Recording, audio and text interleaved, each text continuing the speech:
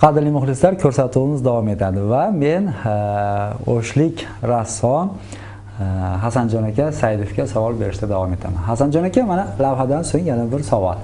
Sizda ham xorijga chiqib ishlab kelish niyati tug'ilganmi?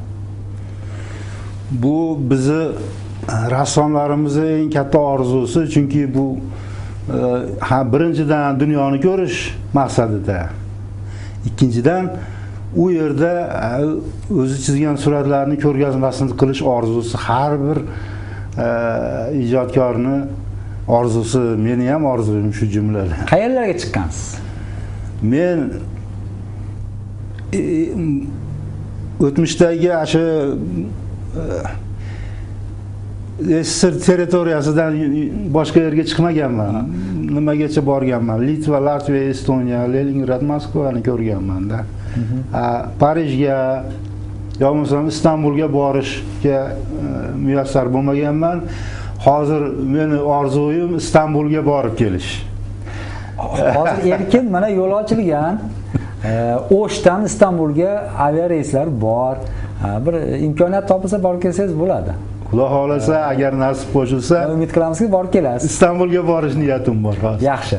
Endi mana birinchi lavhada namoyish etilganda sizni Bobur teatrini o'sha 95 yillik yubileyga qarata ishlanyapti deb o'tgan yilgi lavhada aytildi.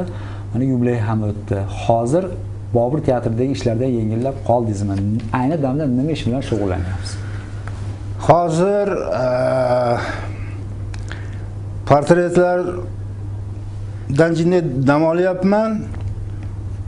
Teatrimiz 100 yilligiga hali ozgina vaqt bor. Men yana xalq artistlaridan chizmoqchiman, portretlarni ishlamoqchiman. Bu yerda Rasuljon Urayimjonov portreti ishlangani yo'q. Yana boshqa xalq artistlarining suratlarini chizish niyatim bor. Hali Xudo xolasa vaqtimiz ham bo'lsa kerak. Ulgurgancha. Lekin ishga borib kelyapsiz. Har kuni borib kelaman.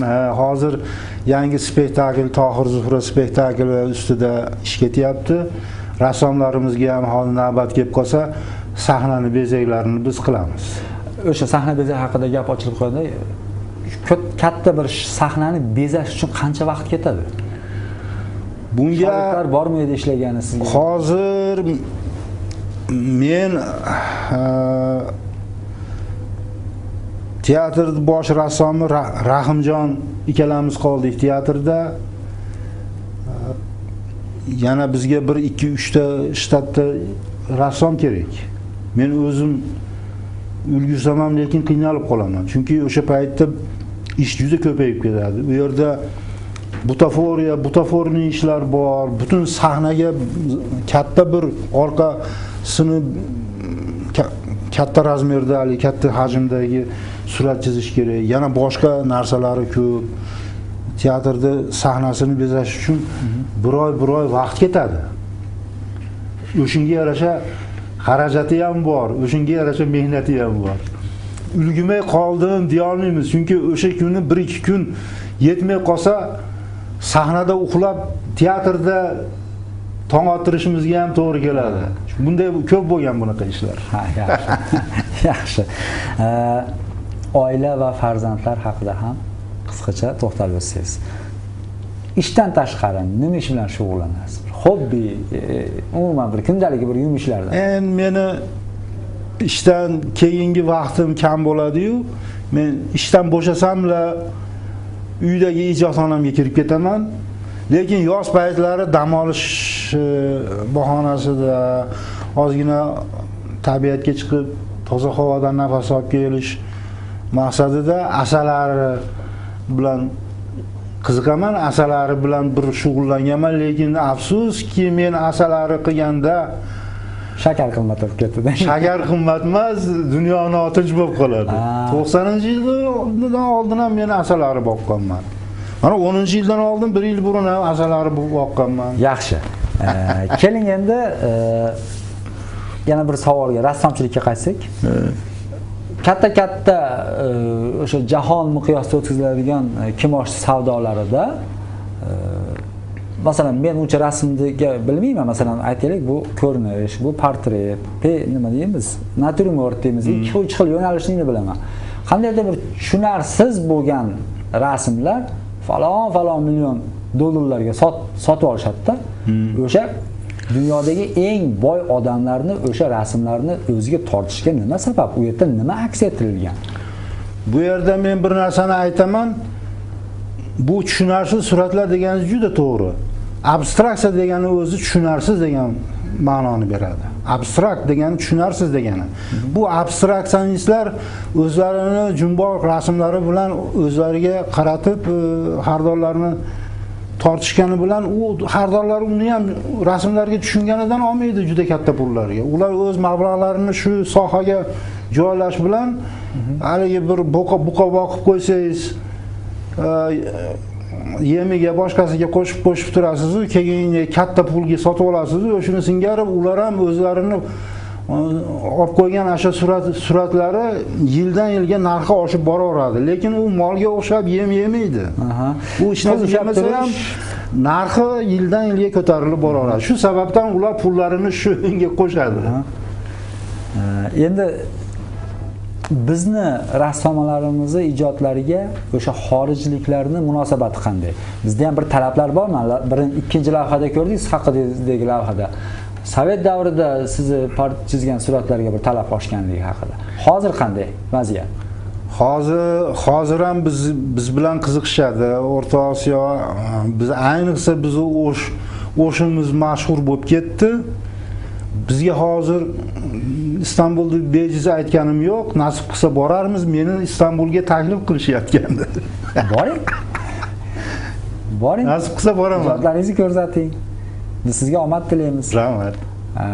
Umuman o'sha munosabatlar yaxshi bo'lyaptimi? Yaxshi. Bizga munosabat. O'sha Sovet davrida sizni suratlaringizga bo'lgan o'sha talab haqida ham qisqacha to'xtalib o'tsangiz.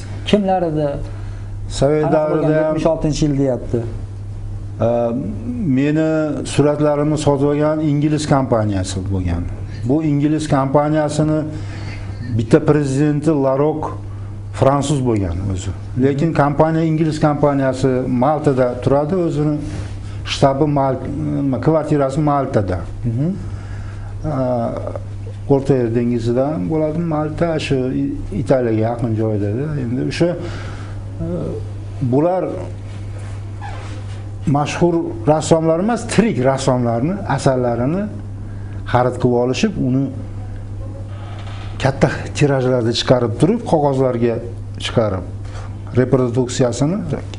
reproduksiyalarni ham nihoyatda chiroyli, rangdor chiqarishgan. Men o'z ko'zim bilan ko'rdim. Moskvaga borib, pachkalarga qo'l qo'yib o'tirdim. 3 kun qo'l qo'yib tugata olmadim. Axiri tugatdim. 3 kunga meni chaqirishib olgandi. Avtorskiy podpis qalam bilan qo'yasiz qog'ozda. Shularni qilib berib keldik. Bizga talab yaxshi. Inglizlar, bu yoqda nemislar, Fransiyaga bilmayman, lekin bolalar o'zbekistonliklar Fransiyaga ham boryapti, boshqa yerlarga ham boryapti. Yaxshi. Hasanboy aka, bizga ajratilgan vaqt afsuski o'z nihoyasiga yetib boryapti. Mana menimcha 1 minut vaqtimiz qoldi. Qisqa bir 30 sekund sizga vaqt beramiz. Marhamat qilib o'zingizni bir aytilmay qolgan so'zlaringiz bo'lsa aytib qo'ysangiz bo'ladi. Tomoshabinlarga ekran orqali. Dunyo tinch bo'lsin, zamonamiz tinch bo'lsin, shahrimiz, Qirg'izistonimiz tinch bo'lsa, biz ijodkorlar ter to'kib mehnat qilaveramiz. Xudoyim bizga tinchlik bersin. Rahmat sizga vaqt ajratib, bizni studiyamizga kelib mehmon bo'lib berganingizga va tomoshabinlarimizni bizni qiziqtirgan savollarimizga javob berganingiz sizga rahmat. Ishingizda omad tilaymiz. Rahmat. Omon bo'ling. Rahmat. Qadrli muxlislar, shuning bilan Munavvar kun dasturi o'z nihoyasiga yetdi. Yana yangi ko'rsatuvlarda uchrashguncha xayr, omon bo'ling.